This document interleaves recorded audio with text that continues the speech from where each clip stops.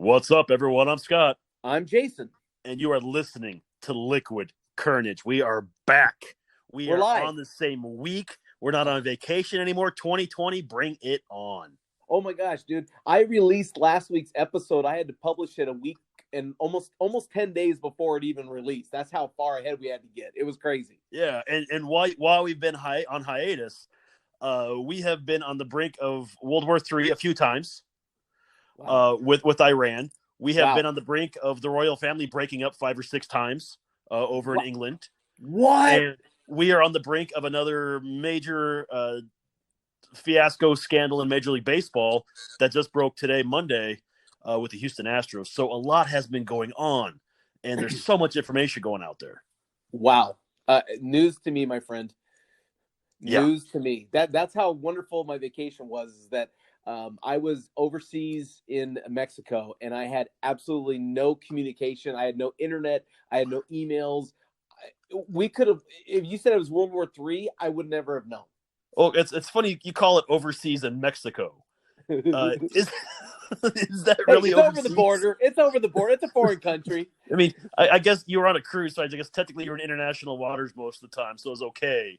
You can use the overseas terminology, but Sure. Before the EP challenges us on your use of the phrase overseas, I just want to clarify that.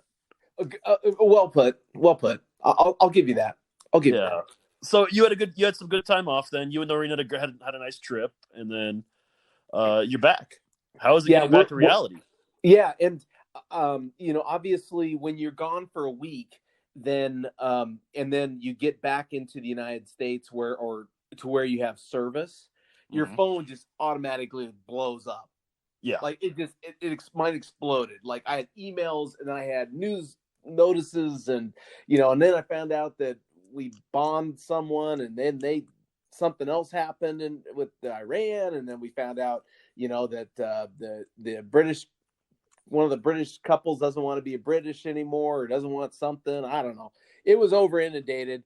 And I thought to myself, I survived a week with all this and the world didn't fall apart. Now, why is that?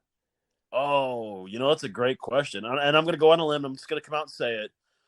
I think it's because information overload. I think information overload is the major problem with our world today. I was watching a comedy bit over the last week while I was in the gym, because when I'm doing my cardio in the gym, I like to watch Netflix to kind of make the time go by faster instead of staring at the clock and the countdown. Sure. And the comedian was talking about how in 50 years, we're going to look at the internet like we look at smoking now. Like you look at smoking 50 years ago, nobody thought it was a big deal. Everyone could do it, and it was fine. Now, you want to smoke, you have to be 50 feet away from the building. The guy was saying in 50 years, the internet's going to be the same way. It's going to be bad for you. You're not going to be able to use it in the building with anybody else. You have to be away from everybody because it's going to be that bad for your mind the way it's going. And he's not wrong. Yeah, I guess, and part of me, and maybe our listeners can chime in on Facebook, Instagram, or Twitter, all at Liquid Carnage. Maybe they can chime in, because maybe we already are like fed up with all this internet overload, mass amounts of information and news and fake news and all this stuff that's coming in at us all the time, that we're kind of just like, we're done with it now. Yeah. And first off, number one, that was an excellent plug. Way to kick off the Pretty show. Good, that was beautiful, man. That was suave and debonair.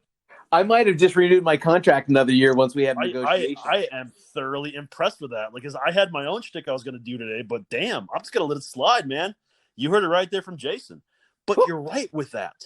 I think the inundation of news and fake news, and when you can't differentiate between news and fake news anymore because people don't research the source.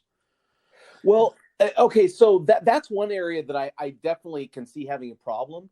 But I think another area is that it's constant. Like when you watch cable news now, they will hash over the same topic for an hour. Like every side and different viewpoints, and after a while, I think a lot of us just get like, I don't care this much about people who I don't really even know. They're not even part of my life. The other problem is it's gaslighting. I think and I know Fox News is notorious for this because it's always on in the gym when I'm in there.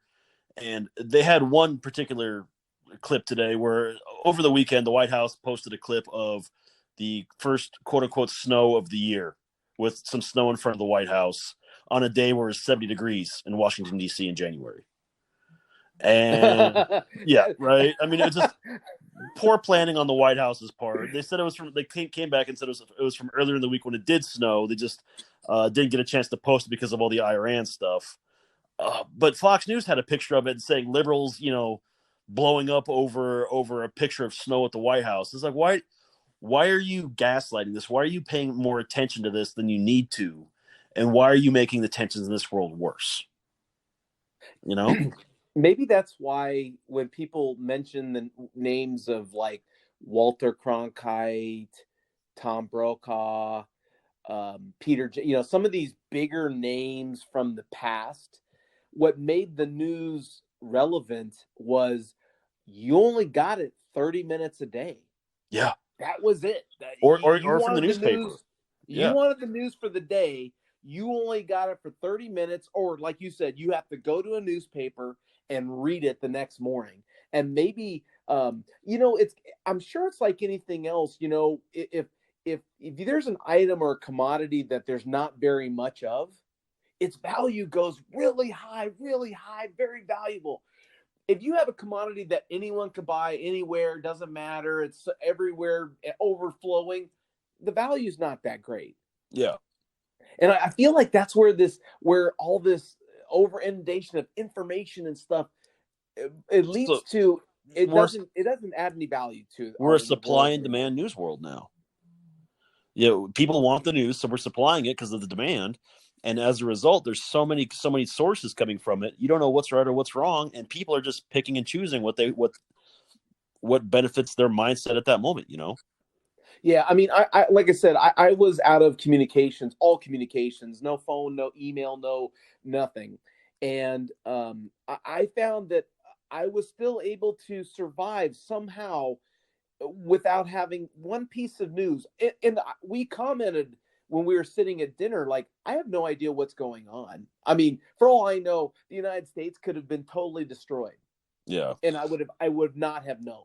It's funny, what you pay attention to because you have so many others, you have everything just inundated on you. I've mostly quit paying attention to what's going on in the Capitol. I don't care anymore. Yeah. I get Iran stormed the embassy, so we killed the Iranian general.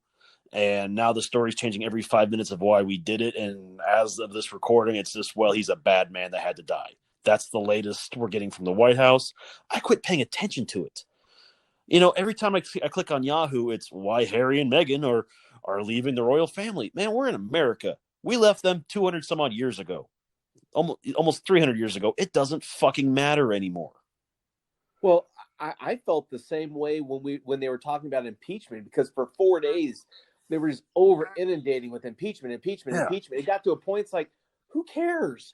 No one cares. Like, the news people, they cared, and all they could talk about is, oh my gosh, this is such a pivotal moment in history and blah, blah, blah. And I'm thinking, in the whole scheme of things, does anyone really care? Like, no one cares. No one does. And that's the thing. Everyone's going to forget about this by the next news cycle. Within 4 years, it'll all be forgotten about. In 10 years, it'll be ancient history. In 20 years, it'll all be whitewashed. So, Scott, when you travel, are you the type of person that has to still be connected, Facebook and all that stuff, when you travel on vacation? It depends where I'm going and what I'm doing. When I was down south for New Year's, I had it. I posted some pictures, but I wasn't on it. Because you're out doing things. You're out. We were out. Going to museums or exploring new parts of New Orleans. We weren't sitting in the room, scrolling through our timelines, hoping to find something exciting or watching the news, seeing what's going to happen. Man, we were taking in the region we were in and enjoying it for all it had to offer. Now, sure, there were times where, we were in the room because it was early morning or late at night. We're winding down or gearing up for the day. So you just kind of want to kill some time while you're waiting on other people. But our days did not revolve around scrolling through our phones. Interesting. Yeah, I didn't scroll on my phone at all. Now, one of the members of the group that we went had to do homework for class or something, so they bought the internet package, Uh huh. and so they were on the phone constantly, and all the rest of us were like saying, "Get off the phone! Like you're on vacation! Like get Yeah. over! There's nothing so important going on in this world right now that would require you to be on the phone." Yeah. I remember when we took that cruise 9 years ago. You, Noreen, Dean, and I. Yeah. Technology was still advanced, but not nearly as advanced as it was now. But we only took our phones as a camera when we left the boat. We didn't pay for the internet, so when we were on the boat, the phones were away. When we were Right. in on the beaches or shopping, they were there for pictures reasons, but we weren't scrolling through anything. It was a good time. We didn't miss I've anything. Yeah, I've always been amazed when you watch. They do like sometimes you see documentaries or shows where they challenge a family to everyone disconnect from all internet computers for a week and try to figure out what to do.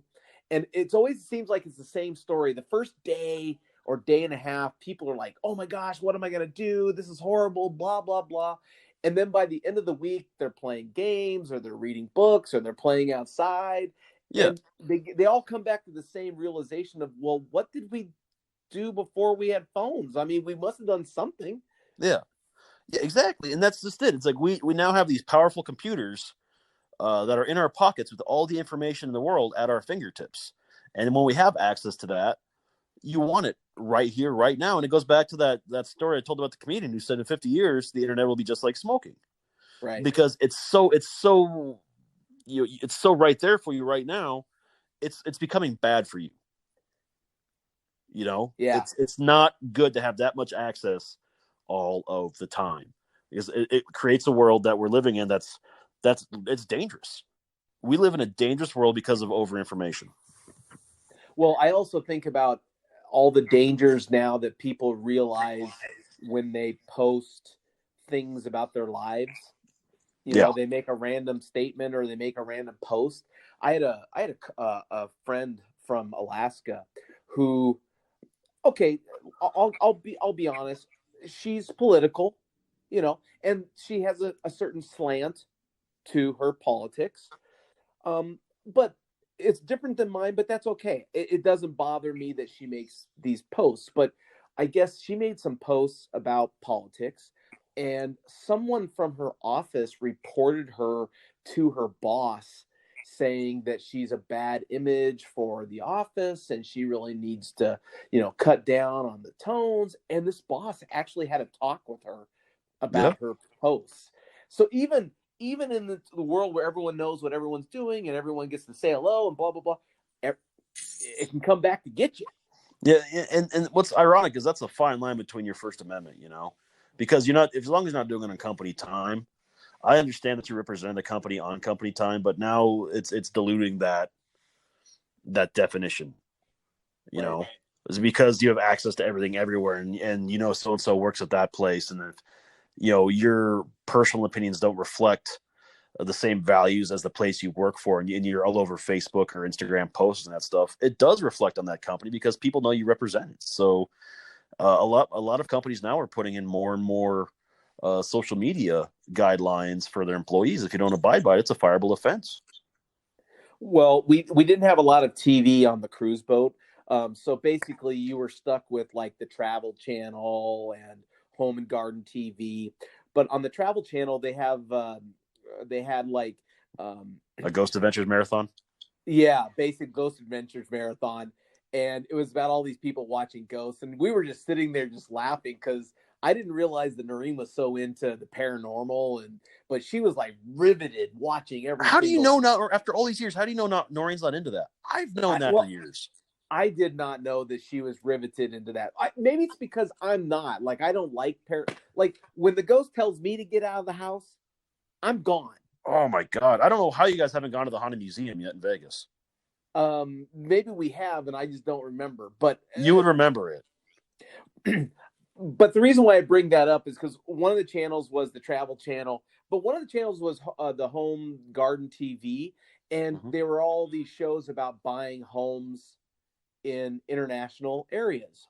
Mm-hmm. And Scott, every single show, these people were looking to buy a home in the Bahamas, or they're looking to buy a home in Mexico. And every single one of them said, we want to slow down. We're tired of the rat race. We're tired of feeling like we have no energy for anything else. And it seems like, to me, that's what we've run into is, for such a yearning for technology and information, we've just like over inundated ourselves, and it's turned us into just tired people. Yeah, it really has. And And so when I was on vacation, I see this girl on the phone. It's like, get off the phone, man. You don't even realize what you're doing. yeah, You're hooked. enjoy yourself. Take the time to take in the sights. That's right. And it's a double-edged sword because some information, it's also how a lot of people work through their phones now. I do the majority of my job through my work email on my phone or through text or voice call, and it's because people know how to get a hold of you on that phone because everyone knows everyone always has their phone with them. If someone says, "Oh, I didn't have my phone with me," chances are they're lying. In a very rare instance, someone will forget their phone. Yeah, maybe.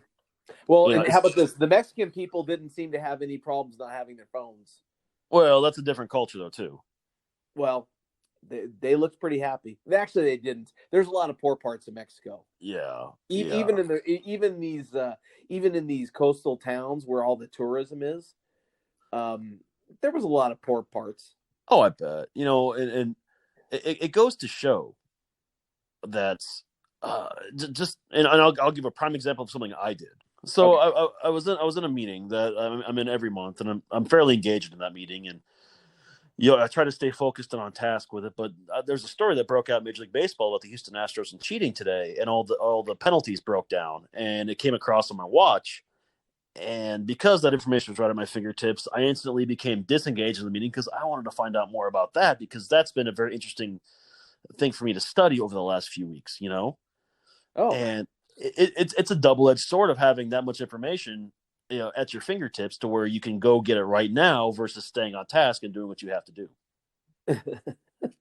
I'm sure the people in the meeting were like, Scott, are you paying attention? No. Well, I did it very nonchalantly, and then I brought it up at lunch with some of the other people I was in the meeting with. But it was a very intriguing thing to me, and it's something that's very timely and topical, especially with the baseball season on tap to start spring training in the next 6 weeks. So I just wanted to find out more because a cheating scandal like this hasn't happened since the 1919 White Sox.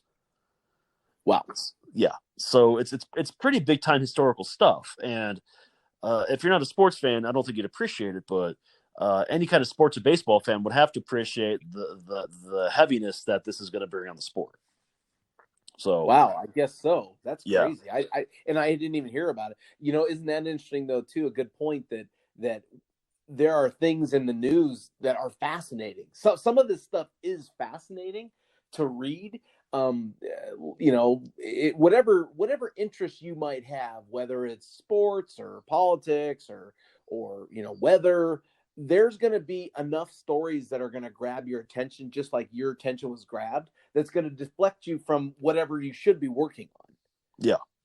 And you're right. It comes over so fast and so quick. The positive about this time is that if you want to do research on any topic, you don't have to go very far to get research. Do you remember the days when you'd actually have to go to a library to research your study papers for high school or college? I do. I remember my parents being so excited they got my brother and I the Encyclopedia Britannicas so we could look stuff up when we were kids. Yeah. I mean, I remember the days when you had to go to the library and check a book out if you wanted to do topic on a book. Right? I mean, it's crazy. It's absolutely crazy about how far we've come in technology and how much that's really hurt us as a society, though, too. Yeah, I think, I guess there's arguments for both sides, but if you wanted to type in information about the Houston Astros or whatever, you would have a litany of topics that would come to you in all different forms, history and players that have caused issues and stats. And I mean, it's insane. It's insane. It really is. So, it's all very cool, but all still very overwhelming. It can be, depending how far you want to go down the rabbit hole. And me personally, I very rarely ever go past the first page of Google. I consider page 2 of Google the dark web at this point, so I never really go there. I have to admit, I very rarely go to page 2. Oh man. I mean, it's just, to me, that's the dark web. Yeah, you know what you're once you find. get to page 2, once you get to page 2, you're not getting the creme de la creme. That's it, or someone's not paying for AdWords like they should. That's basic Google ad services. Come on, people, lock it down. Oh gosh, that's funny. That is too funny. Oh my god. Yeah, it's just an interesting world that we live in today, and I have a feeling it's going to get worse before it gets any better, and that just means that we have to almost self-police ourselves to show some kind of restraint, so we don't let ourselves get overtaken by it. Well, do you feel like that's something that people can self-police themselves on? No, I think we as a society have proven time and time again that we are incapable of that. We have very little willpower anymore. We have very little self-restraint. I think a very finite amount of the population could actually put down their phone or put away the internet and go out there and live their life like it's no big deal. I'll even admit for myself, it would take some work because of just the way we've been conditioned. I know that for me, the toughest part was not having those news bullets come over like, hey, this just happened, this just happened, this just happened. Feeling like I need to know minute by minute what was happening in the world. That would be hard for me to get over. Now, that being said, it would be nice to know that from 5:30 to 6 is the only time that I ever look at news. Yeah. That'd be nice. Providing you're at home. Absolutely. Yeah, I mean, that would be a nice feature to do. Well, there's some of these countries like China and stuff, or other countries where they regulate when you can look at the internet. Yeah, what sites you can go to. I mean, so there are countries that try to do that. They try to control, what access to the internet people have. Yeah, but you're also debating Chinese censorship now versus your rights, your basic human rights. And I wasn't it that the World Health Organization called the internet a basic human right not too long ago, a couple of years ago. Oh yeah, I remember hearing something about that. Yeah, so now you're getting into war crimes of some countries by denying them access to the internet, depending on who you talk to in today's world. So it's kind of a motherfucker. Do you when you look at a vacation spot, do you look for places where they have internet access, or do you self-police yourself on that and just say, when I'm on vacation, I'm not going to look at my phone?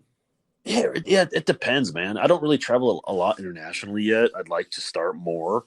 So I figure anywhere I go in the country, it's pretty much Wi-Fi or I got Verizon, so Verizon's everywhere, so it's not that big of a deal. Right. But like when we went to Ohio back in October, yeah, my brother and I were on the internet looking for stuff or on some downtime, but we mostly just enjoyed the stuff around us. You're not in that environment all the time, so you want to take in the sights and the sounds and maybe some of the people, and that's how you have experiences. It's how you go out there and live your life. Right. Yeah, we're not going to live out of our phone. I mean, no, it's a nice tool, but it's not our life, and maybe that's the biggest thing that we try to push. Moving forward as a society is, everything that we have is a tool. It's not our life. It is, and don't get me wrong. The irony is not lost on me that we are bitching about something that we rely for our podcast success from. That's true. Because we need people to be on their phones to download this, or their tablets to download Liquid Carnage, or from the internet. And that's something what we just don't think about when you're bitching about it. We get our daily entertainment from it too, and some people have to have this for getting through their work day or getting to sleep at night, or starting the day off right, which if you want to start your day off with Liquid Carnage, you can find us on Podbean and iTunes if you haven't already. Well, and that brings up the other half, because I don't know about you, but if you've ever dealt with elderly people who are not connected and don't have one of the big things that that was a program here in Phoenix was that the Department of Health and Human Services was offering Lyft and Uber vouchers to elderly people to take them to and from their appointments. but then they ran into a problem because a lot of these people had never used Uber. They don't have a phone that uses Uber or Lyft. And so a lot of, like, this one lady had a story where she was basically waiting for 3 hours outside because she couldn't get the Uber driver to find where she was. Oh yeah. Yeah. So when you think about it, it gets frustrating when you think, okay, but we need to have the technology to do the things we want, but we also don't want to have so much technology that it overtakes our lives. And I was thinking about the elderly people that, I mean, there's so many things that my I guess I call them in-laws, Uber, Lyft, they can't get a ride on Uber or Lyft. They don't have a phone to do that. Oh yeah, well, They it's going to don't. be a generation before taxis go away because of the aging population that don't know how to use that Right, stuff. right. And and they still didn't even sometimes even understand how Uber knows where we are. You know Yeah, what I mean? Oh yeah, So, dude, my mom 5 years ago, the first time when we were in San Diego for a family vacation, we used an Uber to go to I think a ball game down in downtown San Diego, and we had to right. explain to my mom how Uber worked, and she was so fascinated that some random person used their car to come pick us up and take us to where we wanted to go for a couple bucks. I mean, she was blown away by it. Yeah. And she's a pretty tech savvy woman, all things considered. But it was just a mind blowing situation for her, and that's just it. Some people just need to know. Just if you don't know about the technology, are you really missing it? But if you do learn how to use it, it does drastically change your life, and sometimes not for the better. Yeah, I mean, it can be addicting, I'm sure. The other thing we were thinking about is when you buy, Arizona Cardinals changed their program now where they don't print tickets anymore. Everything has to be gotten through the web or through the app. And I was thinking, well, what about season ticket holders that are in their elderly who don't have a phone that has the app or don't know how to use the app? How do they get their tickets? There are certain situations. Being someone that does have this in my line of work, there are certain to print some paper tickets because people just refuse to, and for enough money, whether it be a donor or a customer, you will print some tickets for a couple bucks. No, I guess what I'm talking about is they stopped doing the big tickets we used to get. The Yeah, paper no, ticket. I know exactly what you're talking about, and I know that They'll they've print cut it those still. in very extreme circumstances. Yes, because Okay, if I some didn't people know that. don't use it, they're paying enough money. You can print up those tickets for a couple bucks versus trying to get them to upgrade their phones or whatever else. It's a customer service thing. Well, we appreciate that all of you listening are willing to submit yourself to minutes of use of the smartphones or apps that you use to listen to us. We appreciate it. We know it's a sacrifice that you'd rather be somewhere where you're not over inundated with the internet and technology, but we appreciate you listening all the same. Absolutely, and we do want to ask you. Do you see the internet as a crutch for our society, or do you see it as a tool?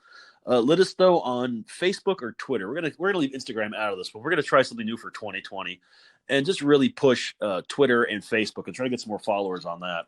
So hit us up on that at Liquid Carnage. And if you want to talk to Tom about some of his experiences on the internet and how he gets his information, hit him up at liquid_EP on Twitter. Yeah, because you know me. I mean, anytime I see a pet fall off of a couch, I need to see that immediately. Exactly. Like when they roll off, when they're sleeping and they roll off a couch, I need to see that immediately. That I need that instant gratification. Yes, you do. So as we wrap up today's show, and Jason has to go search the internet for the latest cat videos, I do want to let you all know that coming up April 18th down in Tempe, Arizona, we will be running the Tillman Run this year, the 16th annual Tillman Run. Jason's actually in town this year and has agreed to run it, if you haven't forgotten. No, I wanted to schedule something. And I said I can't because April is a month where I'm running the Pat Tillman Run. And that weekend, it's April 18th. So if you want to hit us up and be in the same starting corral with us, hit us up on Facebook or Instagram or Twitter, and we will get you the proper information so we all start at the same location so we can have a good time before the race starts and we can either walk, run, or jog together. I think it'll be a good time. It will be fun. I'm excited. It's gotten bigger. It seems like it gets bigger and bigger every year. So it's such a great testament. So I'm excited this year that I didn't plan anything and I'm going to be there. Perfect. With that being said, we'll talk about the next couple of weeks, but Jason, take us home. All right. Hey, everyone. Thanks for listening. We really appreciate you. That was Scott. I am Jason. And as always, if you never know quite what to say, just have yourself some liquid courage.